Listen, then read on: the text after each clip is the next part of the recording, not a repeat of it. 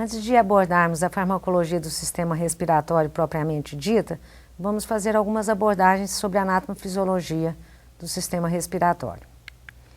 A inervação das vias aéreas é predominantemente parasimpática, com a maioria das fibras sobre a traqueia e a carina, o que mantém um tônus basal e responde por mudanças rápidas de calibre e broncoconstricção. A inervação simpática é pobre e de difícil identificação, sendo que a broncodilatação é dependente de catecolaminas circulantes que vão se ligar aos receptores beta-2 que estão presentes nas paredes das vias aéreas. Funcionalmente, são conhecidos 3 receptores muscarínicos. Na realidade se conhece 5, mas a funcionalidade são conhecidas só 3. Quando existe um estímulo sobre a parede das vias aéreas, esse estímulo por via vagal é levado por via aferente para o sistema nervoso central e rapidamente o sistema nervoso manda fibras eferentes para um gânglio perto da parede, junto da parede da musculatura lisa, onde tem receptores colinérgicos nicotínicos que vão, ao contato com a acetilcolina, vão estimular os receptores muscarínicos do tipo 1. Esses receptores muscarínicos do tipo 1 vão jogar pequenas fibras para a parede da musculatura lisa, onde existe receptores muscarínicos do tipo 2 pré-sinápticos, que vão modular a liberação de acetilcolina para os receptores muscarínicos do tipo 3, que estão realmente dentro da fibra muscular da parede. E aí, a partir da liberação de acetilcolina para esses receptores muscarínicos do tipo 3, há a contração da musculatura lisa da parede das vias aéreas e a liberação de secreção das células mucosas secretoras que estão também ali, que são modulados pelos receptores muscarínicos. Os receptores muscarínicos do tipo 2, ele tem uma atividade de modular. Ele pode, por forma de feedback negativo, diminuir a liberação dessa acetilcolina. Mas em situações como, por exemplo, nas infecções virais das vias aéreas, existe uma diminuição nas enzimas que diminuem os processos inflamatórios e existe uma inibição desses receptores muscarínicos do tipo 2 e, com isso, o sistema parasimpático fica exacerbado com aumento da contração da musculatura e aumento da secreção das vias aéreas. É importante salientar que as vias aéreas, mesmo em pacientes normais, existe um certo grau de broncoconstricção, um tônus basal que é equilibrado pelo espaço morto fisiológico, anatômico e a resistência das vias aéreas. Esse tônus basal, ele é fisiológico e ele existe para tentar manter um trabalho respiratório eficiente e também as trocas gasosas de forma eficiente.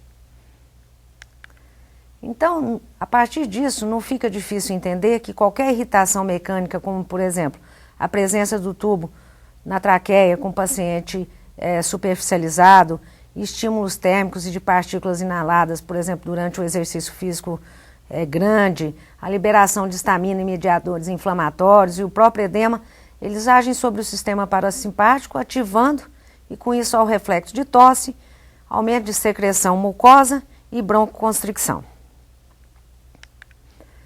Na asma, que é uma doença que nos países de primeiro mundo incide em 10% da população, é um processo inflamatório e tem como fisiopatologia a entrada de alergeno, de célula de antígenos alergenos, que ao contato com a parede das vias aéreas, entra em contato também com os mastófilos e basófilos, ativando esses mastófilos e basófilos e produzindo imunoglobulina E. No segundo contato, esse alergeno ele já entra em contato diretamente com a imunoglobulina e aí existe a liberação de substâncias inflamatórias, a degranulação de mastófilos, o recrutamento dos eosinófilos e com isso começa a existir a lesão da parede das vias aéreas, a diminuição da secreção mucosa, a diminuição do seu transporte, o extravasamento de líquido dos vasos que estão ali ao redor das vias aéreas, com edema dessas vias aéreas, um aumento da contração e a proliferação da musculatura das vias aéreas. Isso tudo acaba tornando um processo, se não tratado, crônico e que vai levar, de uma forma bastante ilustrativa aqui, ao que se chama de remodelamento das vias aéreas. E é o que acontece na asma. Existe um aumento da contração e uma hipertrofia da musculatura lisa dos brônquios, um edema bastante grande da mucosa, um aumento da secreção e das células produtoras de muco, com uma diminuição bastante grande do calibre das vias aéreas, dificultando esse movimento aéreo e dificuldade respiratória. Se não tratado, a asma com esse remodelamento vai perdendo a atividade, o pulmão vai perdendo a atividade funcional com o tempo. E de que drogas podemos lançar a mão para tratar os processos broncoconstrictores? A gente vai lançar a mão dos broncoconstrictores e dentre eles nós temos as drogas simpatomiméticas, os anticolinérgicos e as metilxantinas. O uso de simpatomiméticos já data de praticamente um século, onde existem relatos do uso de glândulas suprarrenais no tratamento da asma. Com o tempo foi isolado a efedrina e depois foi produzido o isoproterenol. A adrenalina, a efedrina e o isoproterenol, podemos observar que tem atividade beta-1 e beta-2 e pequena duração de ação. Depois vieram as drogas mais novas com atividade beta-2, simpatomimética específica, que são o salbutamol, a terbutalina, o formoterol e tem até o salmeterol, e que tem grande seletividade pelos receptores beta-2 e com isso uma maior atividade broncodilatadora. O isoproterenol, ele estimula, como nós falamos anteriormente, os receptores beta de forma inespecífica. Então ele causa broncodilatação, mas também ele tem taquicardia importante, então o seu uso hoje fica limitado com relação à broncodilatação. Ele é muito mais utilizado para atividade e instabilidade sobre o sistema cardiovascular. O salbutamol, a terbutalina, o fenoterol e o formoterol são as drogas de escolha e são bastante utilizadas e são as drogas de preferência porque eles são estimulantes beta-2 seletivos e com pequena atividade sobre os receptores beta-1. A efedrina, também como vista naquele quadro anterior, ela estimula os receptores alfa e betas, com início de ação mais lenta, porém é mais duradoura. E pode no seu uso acontecer a taquifilaxia. E por esse seu estímulo nos receptores beta-1 e alfa, ela pode dar hipertensão, taquicardia, agitação, insônia e arritmias cardíacas. E então o seu uso também fica limitado com atividade só sobre o sistema cardiovascular para uso mais como droga vasoativa. E ela também existe disponível associada à minofilina. A epinefrina, a nossa conhecida adrenalina, ela tem um estímulo dos receptores beta-2 bastante forte e também ela inibe a liberação de mediadores de mastócitos. Ela estimula tanto os receptores beta-1 e receptores beta-alfa também, fazendo hipertensão arterial, taquicardia e arritmias cardíacas. A adrenalina, ela pode, embora não seja a droga de escolha, ser usada no processo agudo de asma, em dose de 0,01 mg por quilo ou 0,3 a 0,5 mg subcutâneo nos adultos. E essas doses podem ser repetidas após 20 minutos. Agora, o grande uso da adrenalina é no broncoespasmo por choque anafilático, por anafilaxia. Porque devemos lembrar que em choque anafilático, em que existe broncoconstricção, existe também uma grande instabilidade hemodinâmica. E aí a adrenalina tem papel preponderante, né, nessa utilização, e ela deve ser usada em bolos e em bolos repetidos, podendo ser utilizados inclusive de 3 a 5 minutos cada bolos. As grandes drogas, a grande opção e as drogas de escolha, o que é mandatório hoje como broncodilatador, são os simpatomiméticos beta-2 agonistas por via inalatória. Por quê? Porque eles têm ação rápida e efetiva por essa via, a concentração dessa droga fica muito maior nas vias aéreas e, consequentemente, com poucos efeitos sistêmicos, que são os efeitos que a gente não gosta, os indesejáveis. Então, o que temos disponíveis são o salbutamol, que tem aerosol dosificador e também pode ser feito por nebulização. Em aerosol dosificador, devemos fazer em torno de 2 puffs a cada utilização, ou então nebulização. Existem o salbutamol combinado com hipatrópio ou com corticoide, e também podemos usar a terbutalina. A terbutalina só é disponível por nebulização. E por que os beta-2 agonistas seletivos? Porque eles são os mais potentes broncodilatadores. A adrenalina e o isoproterenol, como nós dissemos anteriormente, eles também têm atividade beta-1, o que limita o uso como broncodilatadores. Então, o salbutamol, terbutalina, tem maior seletividade pelos receptores beta-2 e a sua via inalatória é a preferencial, então é o que é mandatório atualmente sob o ponto de vista de drogas broncodilatadoras. Eles podem ser usados durante anestesia, no ramo respiratório, aquele aerosol dosificador, como está mostrado, ilustrado nesse desenho, e nebulização ou câmara dosificadora. Existe um trabalho bastante interessante mostrando que tanto o nebulizador como a câmara dosadora, após o primeiro tratamento, eles diminuem mais ou menos igualmente, aumentam o fluxo expiratório previsível, ou seja, melhora o trânsito aéreo e a ventilação do paciente. Só que com câmara dosadora, como nós podemos observar, cada dose fica você usa em torno de 0,36 miligramas em cada tratamento, enquanto através da nebulização, 2,5 miligramas, ou seja, quase 6 vezes mais droga do que se usado por câmara dosificadora. Então, a maioria dos autores recomenda que a câmara dosadora é mais fácil, mais prática, você utiliza menos droga e é mais barata.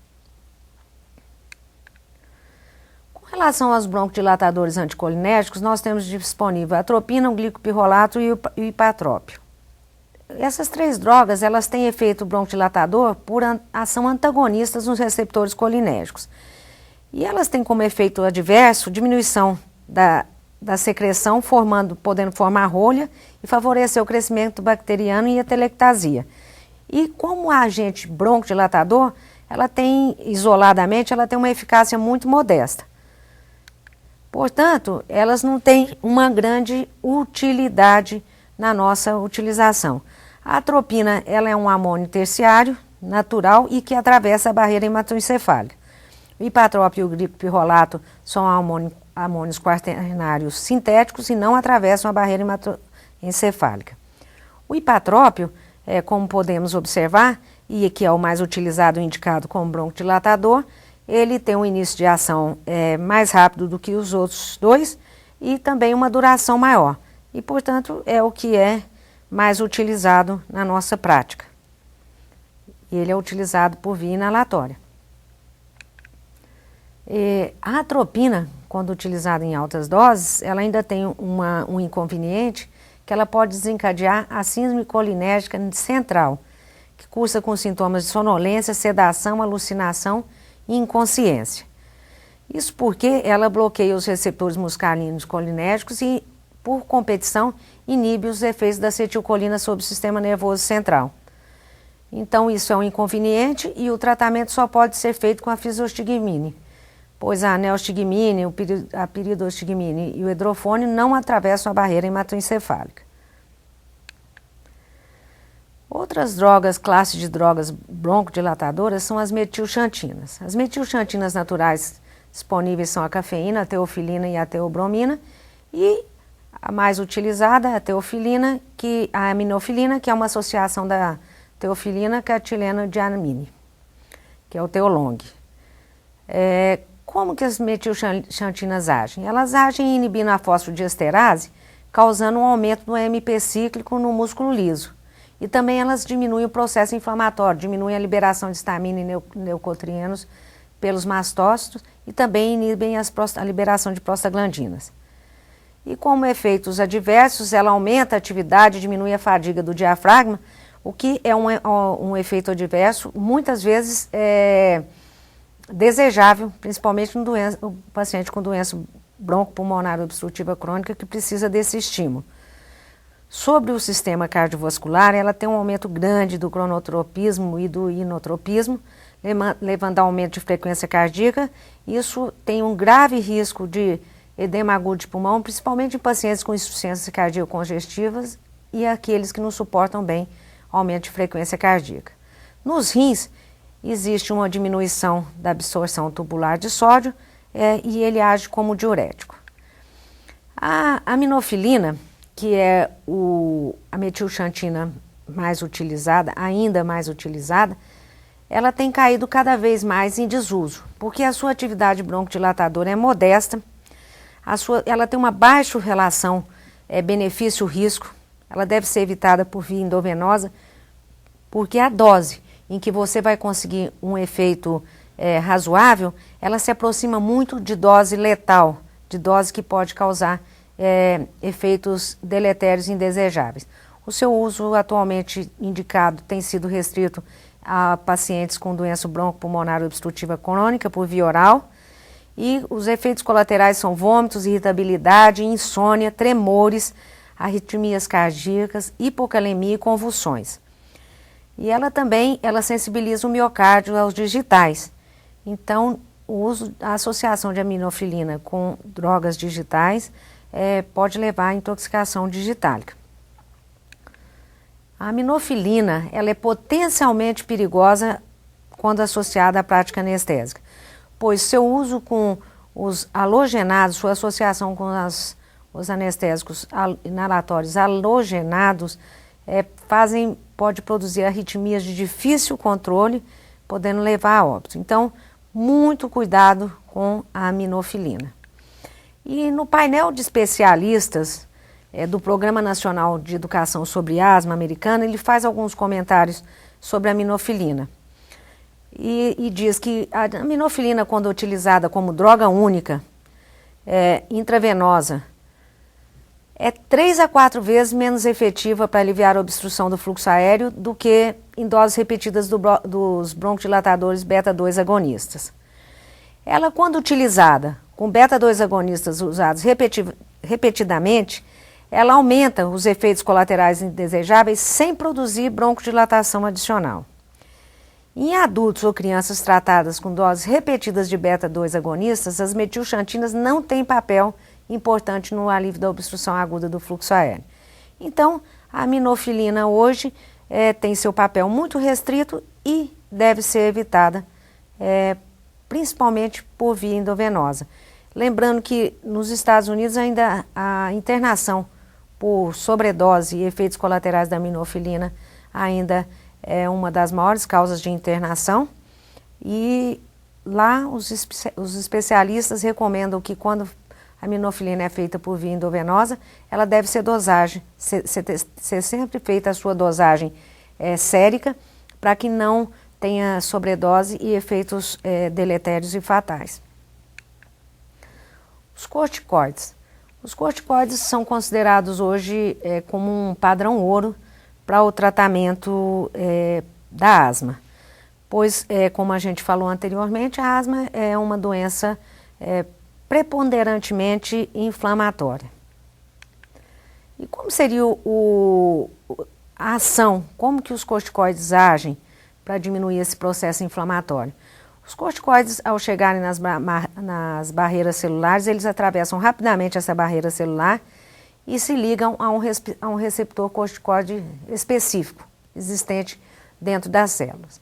Esse receptor corticoide, ele passa para dentro do núcleo da célula, ele gera RNA mensageiro, e esse RNA mensageiro ele sai do núcleo da célula e começa a gerar proteínas como, por exemplo, receptores beta-2 adrenérgicos, substâncias anti-inflamatórias e o mais interessante é que esse RNA mensageiro ele tem uma vida muito mais prolongada do que o tempo de ação desse corticoide. Então, os corticoides hoje têm papel importante e são drogas de escolha no uso, no tratamento da asma. Eles são usados preferencialmente por via inalatória e temos vários corticoides usados por via inalatória, como a blecometazona, a triancinolona, o flunisolide, a fluticasona. E por que eles são usados por via inalatória? Porque via inalatória tem se mostrado como excelentes resultados. As concentrações ficam altas só nos locais na via aérea, com praticamente baixa ou nenhuma concentração sistêmica. Nas vias aéreas, os corticoides inalados têm alta afinidade pelos receptores corticoides, tem rápida metabolização em metabólitos inativos e ausência de efeitos colaterais sistêmicos em usuários crônicos. Então, os corticoides eles terão atividade, terão utilização somente indicação de uso por via venosa, somente no broncoespasmo agudo, e mesmo assim a sua ação ela não é aguda, ela é utilizada e é indicada a sua utilização na evidência de um broncoespasmo agudo para evitar o segundo ataque que pode acontecer de 6 a 8 horas depois. Os corticoides de uso venoso indicados para o broncoespasmo agudo são a hidrocortisona, na dose de 1 a 2 mg por quilo, e a metilprednisolona, na dose de 10 a 20 mg intravenosa. Os corticoides eles ainda podem ter indicação no uso profilático pré-operatório em pacientes asmáticos, por essa grande ação inflamatória e para evitar preventivamente por uma atividade broncoespástica durante o período intraoperatório, e pode ser utilizado no dia anterior à cirurgia a hidrocortisona, 12 horas antes da cirurgia, por via venosa na dose de 12 mg por quilo. A prednisolona também pode ser utilizada. E outro exemplo é blecometazona, que pode ser usado outro também, em puffs imediatamente antes da indução da anestesia. Um exemplo, e que a gente vê muito, hoje em dia existem muitos beta-2 agonistas associados ou com corticoide, isso aí é um disco, que é o Seretide, em que é o salmeterol associado à fluticasona, de uso diário para pacientes asmáticos, para evitar o processo inflamatório e as crises agudas de asma. Também existe a combinação, esse é o Combivent, que é a combinação de salbutamol com ipatrópio. Então essas são as duas formas mais comuns de utilização das beta-2 agonistas. E sendo que essa bombinha dosificadora aí, que é a bombinha do asmático, é a indicada para que a gente faça durante uma crise aguda dentro do centro cirúrgico. Dentro ainda dos anti-inflamatórios, podemos lançar mão dos inibidores dos leucotrienos, do qual os afilocast e o montelocast são os exemplos, e eles são usados por via oral em uso contínuo durante a vida do asmático para evitar a liberação de leucotrienos na sua árvore respiratória. E também os inibidores de liberação de mediadores químicos, os famosos inibidores estabilizadores da membrana de mastócito, como o cromoglicato de sódio e o nedocromil sódio. Então, todos os dois são usados na profilaxia da asma brônquica. Agora, os antitussígenos. Os antitussígenos mais clássicos são os opioides, e eles agem elevando o limiar da tosse no centro bulbar. A codeína, que é o belacotide, ela, além de atividade antitussígena, ela também tem atividade analgésica associada. O destrometorfano, ele não tem atividade analgésica e também age sobre o limiar do centro bulbar. O clobutinol, ele também é utilizado e eleva o limiar do centro bulbar. A codeína é o antitussígeno mais clássico e ela tem como atividade a sedação, náuseas e vômitos, constipação intestinal e apneia. E lembrando que a sua administração por via endovenosa pode causar hipotensão pela liberação de histamina. Agora vamos falar dos analépticos respiratórios. Os analépticos respiratórios, eles têm indicação restrita e por tempo determinado, especialmente em pacientes com doença broncopulmonar obstrutiva crônica que estão em uso de oxigênio suplementar e que não precisam da resposta hipóxica, mas como estão em uso de oxigênio suplementar, eles não vão ter essa resposta hipóxica para manter o drive ventilatório. Então, eles necessitam de analépticos respiratórios. Então, esses analépticos agem como estimulantes dos centros bulbares, normalmente dos corpos carotídeos, e temos como exemplo a anfetamina, aminofilina, adrenalina. Normalmente essas drogas têm curta duração de ação e uma janela terapêutica bastante estreita, como eu lembrei anteriormente, com dose terapêutica muito próxima de dose tóxica. O doxapram é o mais utilizado e também tem uma meia-vida de duração muito baixa, em torno de 5 a 10 minutos. Os efeitos clínicos dessas drogas são doses dependentes e são a hipertensão, taquicardia, arritmias cardíacas e hipertermia.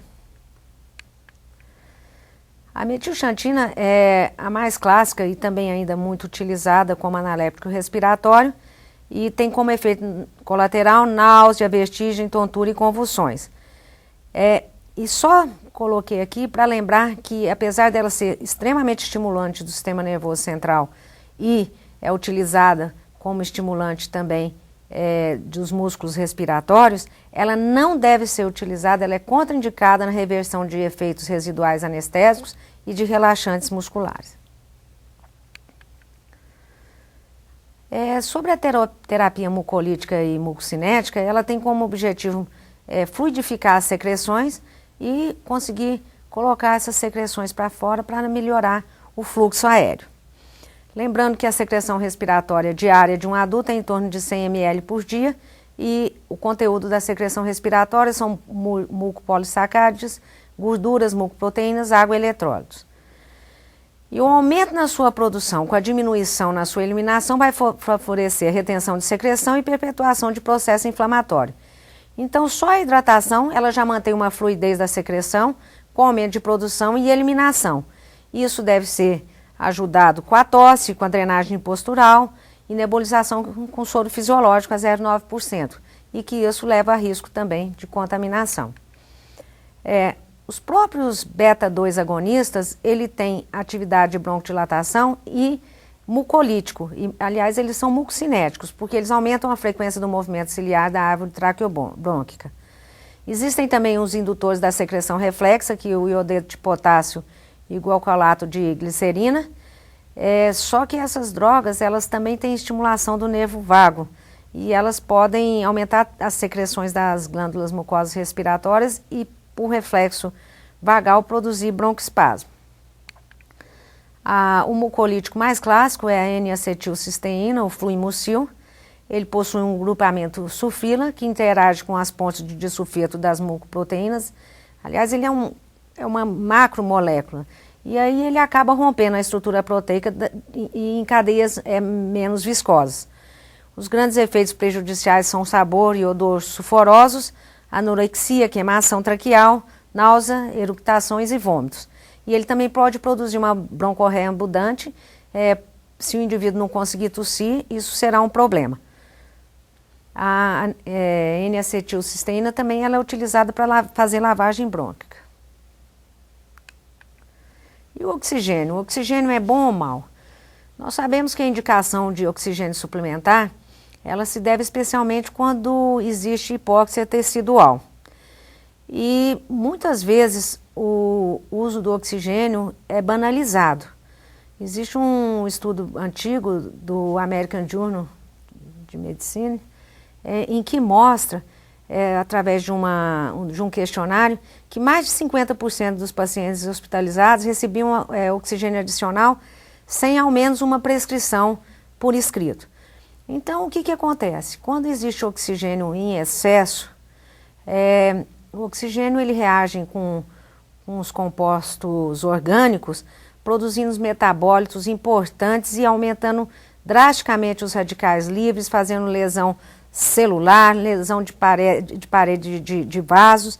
Então, e com esse aumento de radicais livres, acaba existindo uma diminuição dos nossos antioxidantes e protetores. Para vocês terem uma noção, aqui no quadro mais à esquerda, mostrando a quantidade de selênio sérico de um paciente normal, em torno de 1.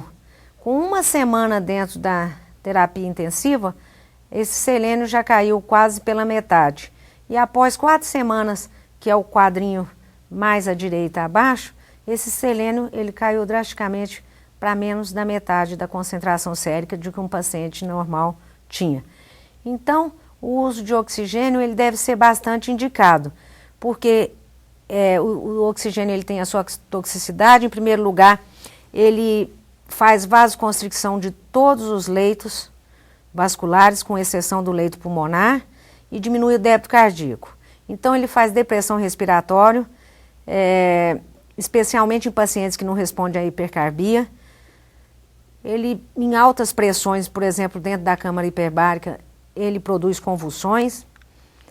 Ele inativa o surfactante alveolar quando ele é usado em concentrações maiores do que 60% e por tempo superior a 36 horas e ocasiona lesões fatais sobre o pulmão.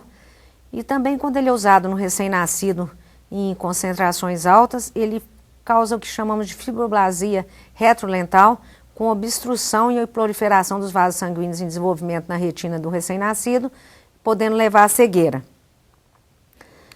É interessante mostrar que isso aqui é um relato de 7 pacientes que tinham hipoxemia arterial importante, com menos de 40 de hipóxia, de milímetros de Hg de arterial, de oxigênio, e que não tinham hipóxia tecidual importante. Essa hipóxia tecidual era medida como lactato acima de 4, que é o que está na coluna à direita. Então, eles concluem e mostram que pacientes em repouso, mesmo a mais grave hipoxemia devido à insuficiência pulmonar, por si só não leva a anaerobiose tecidual generalizada. Então, só a medida da pressão parcial de oxigênio no sangue arterial não é sinônimo de hipoxemia tecidual importante. Então, que mecanismos nós poderíamos lançar mão e que medidas para prevenir a toxicidade pelo oxigênio? Deveríamos limitar a inalação de oxigênio, limitar a fração inspirada de oxigênio e fazer uma proteção antioxidante de suporte. E como faríamos isso? Para limitar a inalação de oxigênio, devíamos usar o oxigênio suplementar somente em hipóxia arterial, que pode ser danosa, por exemplo, pressão arterial parcial de oxigênio menor que 55, porque isso vai levar à hipertensão pulmonar, causar desequilíbrio de ventilação ou perfusão, shunt. Então tem indicação de oxigênio suplementar. Quando existe evidência indireta de desóxia tecidual, por exemplo, no VO2 do sangue total menor que 100 ml por minuto por metro quadrado, lactato sérico maior que 40 milimol por litro e pH de mucosa gástrica menor do que 7,32. Quando existe também alto risco para desóxia tecidual. Por exemplo, situações que o índice cardíaco está menor do que 2 litros por minuto por metro quadrado, quando existe uma extração periférica de O2 maior que 50% e quando a saturação de oxigênio do sangue venoso misto está menor do que 50%. Ou seja, quando você mede a saturação do sangue venoso misto e observa que ela está menor do que 75% e ela vai decaindo, isso é um sinônimo, é uma medida indireta de que a extração periférica do oxigênio está aumentada. Ou seja, está existindo uma necessidade dos tecidos de maior extração. Os tecidos estão começando a sofrer. Como limitaríamos a FiO2?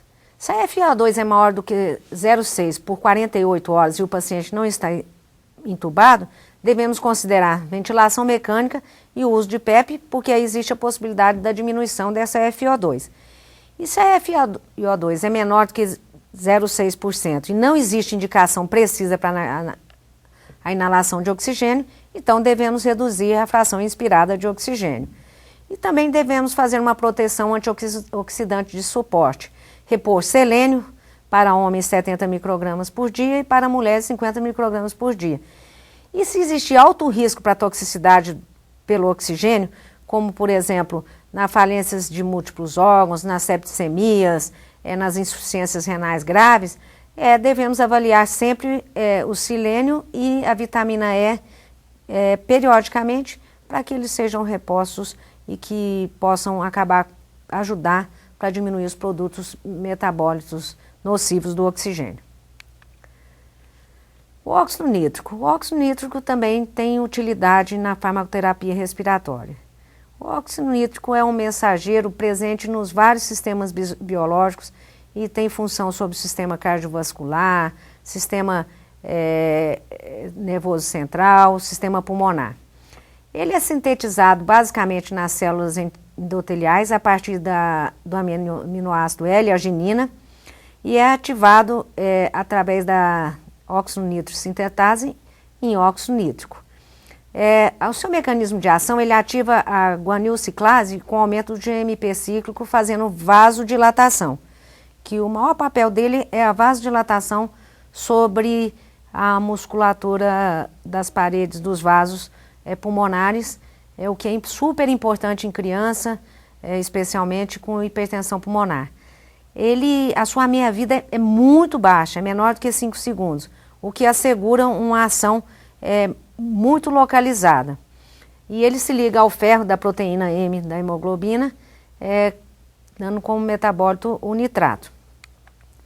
Os efeitos benéficos da inalação do óxido nitroso são broncodilatação, ele melhora a relação ventilação-perfusão, ele diminui a pressão de ventrículo direito, o shunt intracardíaco, a pressão da artéria pulmonar e a resistência vascular pulmonar. Ele eleva a fração de ejeção do ventrículo direito, o débito cardíaco e a oxigenação arterial.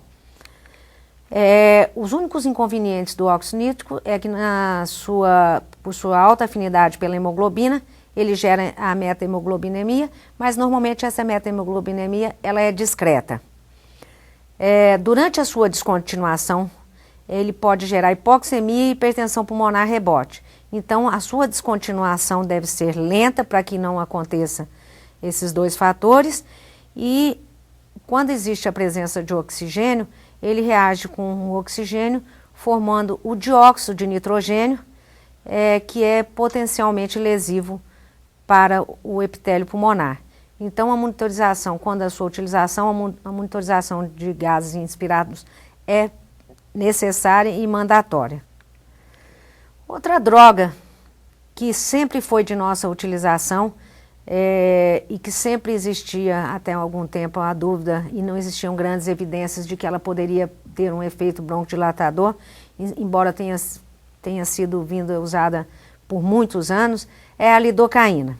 Existem 2 estudos bastante interessantes, é lógico que existem mais, mas esses são bastante interessantes, que são um efeito da lidocaína sobre o tono da via aérea e a função pulmonar. Existe o de cima, mostrando uma análise tomográfica das vias aéreas, fazendo 2 miligramas de lidocaína por 30 minutos por via venosa e depois seguindo 4 miligramas de lidocaína por minuto em pacientes asmáticos e submetidos à análise tomográfica. E existe visivelmente um aumento do calibre das vias aéreas. Outro trabalho bastante interessante é esse que, após a intubação traqueal de pacientes asmáticos, é feito lidocaína em dose de 2 miligramas por quilo por 5 minutos e depois seguido por 3 miligramas quilo por hora, por 10 minutos.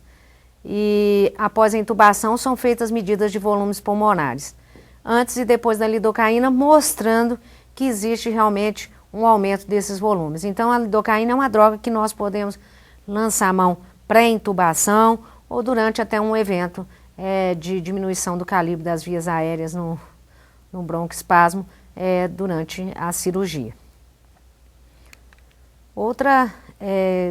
Outros fármacos do nosso uso diário são os anestésicos halogenados, que sabidamente conhecemos como drogas broncodilatadoras, e sem diferenciação ou exceção, tanto o alotano quanto o isoflurano, quanto o sevoflurano e mesmo o desflurano, são drogas broncodilatadoras. E os possíveis mecanismos de ação são que eles impedem o influxo do cálcio para dentro das miofibrilas, impedem também a entrada de acetilcolina para dentro dos receptores colinérgicos muscarínicos, e com isso eles vão diminuir a contração do sistema das microfibrilas das paredes alveolares, levando à broncodilatação. Era isso que eu gostaria de falar e gostaria de agradecer a presença aqui no estúdio. Obrigada.